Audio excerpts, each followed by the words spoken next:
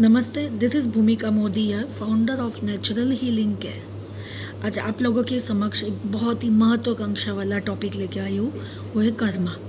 अब कर्मा है क्या? सबसे पहले तो यही प्रश्न है, कर्मा क्या है? वैसे तो देखो, कर्मा की बहुत सारी परिभाषाएं हैं, बट सब समझना हमारे बस की बात नहीं है। सो एटलीस्ट कर्मा है क्या? क्या करने से कर्मा अच्छा होता है? कर्मा क्या करने से हमारा आगे बढ़ सकता है, उसके बारे में तो हम जान सकते हैं। तो कर्मा क्या है? क्या जो हम रोज बेरोज जो काम करते हैं वो कर्मा है? नहीं। यहाँ पे जो लिखा होता है डेस्टिनी में, हम वही काम करते हैं। तो फिर कर्मा क्या है?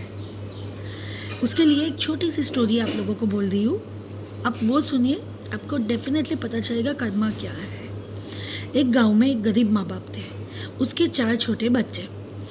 उसी गांव में एक संत महात्मा रहते थे। उनके पास वो डिवाइन पावर थी कि रोज़ वो कुदरत से, मतलब यूनिवर्स से कनेक्ट कर पाते थे, जिन्होंने हमें यहाँ पे इस पृथ्वी पे भेजा है। अब एक दिन ऐसा हुआ कि खाने के लाले इतने पड़ रहे थे वो गरीब माँ बाप को कि कई बार 2-2, 3-3 दिन तक वो लोग सिर्फ पानी पी के सोते थे और बच्चों को खिला देते थे। बट वन फाइन डे ऐसा हुआ कि बच्चे लोगों को भी खाना खिलाने के लिए कुछ मिला नहीं, तो बच्चों को उनको पानी पिला के सुलाना पड़ा। अब वो बहुत ही फ्रस्ट्रेट हो चुका था, वो जो बाप था, वो बाप जिस जगह पे बैठा वहाँ पे संत महात्मा गुजरे। उन्होंने उस संत महात्मा से रिक्वेस्ट की, जब आप नेक्स्ट टाइम प्रभु से मिले तो प्लीज़ मेरे बारे में ज़रूर बात करना कि मुझे खाना ना मिले ना सही, पर मेरे भाग का खाना बच्चों को मिलना चाहिए। उन्होंने कहा, वो संत महात्मा थे, उन्होंने मना करना कभी सीखा ही नहीं है। बोला हाँ ठीक है। कनेक्शन करने बैठे, जंगल में बैठे मेडिटेशन करने, वहाँ पे उनका कनेक्शन डायरेक्टली परमात्मा से हो गया। उन्होंने परमात्मा विष्णु जी से कहा कि ऐसा क्यों उसको खाना, तो बोले उसके नसीब में जो गए भव का, मतलब पास्ट लाइफ का जो कर्म था, वो हिसाब से उसको इतना ही खाना उसके नसीब में लिखा है, तो मैं उसको पार्ट करके उसके लाइफ में मैं उसको दे रहा हूँ। तो बोला ठीक है, मैं बात करूँगा। संत महात्मा जी वापस आए, वो आदमी वहीं पे था। उसको बोला कि ऐसा ऐसा है कि आपके नसीब में सिर्फ थोड़ा खाना लिखा है, इसलिए वो आपको थोड़े थोड़े पार्ट में वो दे रहा है, तो कि जब तक खाना है तब तक वो आप जी पाओगे, बाद में इट्स लाइक ख़त्म।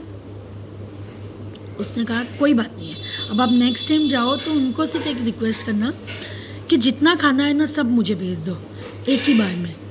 उसको लगा इतना ही होगा मेरे नसीब में और खाना, तो एटलीस्ट बच्चों को दे दूँ, और कि बच्चे 2 दिन से भूखे थे। संत महात्मा जी ने कहा ओके। दूसरे दिन संत महात्मा जी वापस से जंगल गए मेडिटेशन करने, परमात्मा से कनेक्शन करने। वहाँ पे गए, उन्होंने प्रार्थना की कि आप उनके नसीब में जितना खाना है सब कुछ उनके पास भेज दीजिए। भगवान जी ने कहा ओके।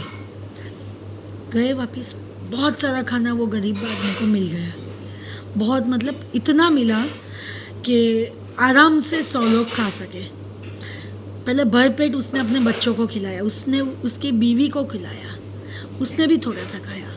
अब दूसरा बच्चा है, उसने क्या सोचा, मेरी तरह इसी गांव में और बहुत लोग हैं जिनको खाने की आवश्यकता है और खाना नहीं मिल रहा है।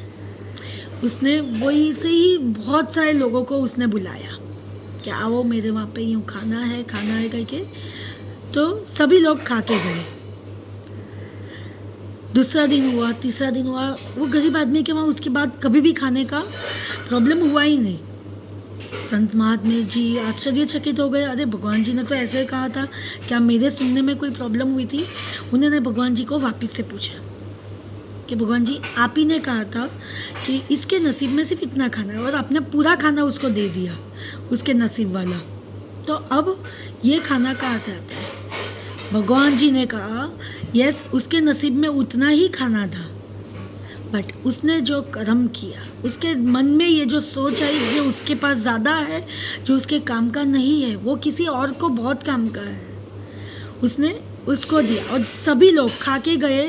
उन सब ने 100 लोग थे तकरीबन, 100 से भी ज़्यादा, सभी ने ब्लेसिंग्स दिया कि आपके घर कभी भी खाने का निवाला कम नहीं पड़ेगा। तो वो भगवान जी ने यही कहा, बोले वो 100 लोगों की दुआ को मैं कैसे नकार सकता हूँ। So this is how karma plays role.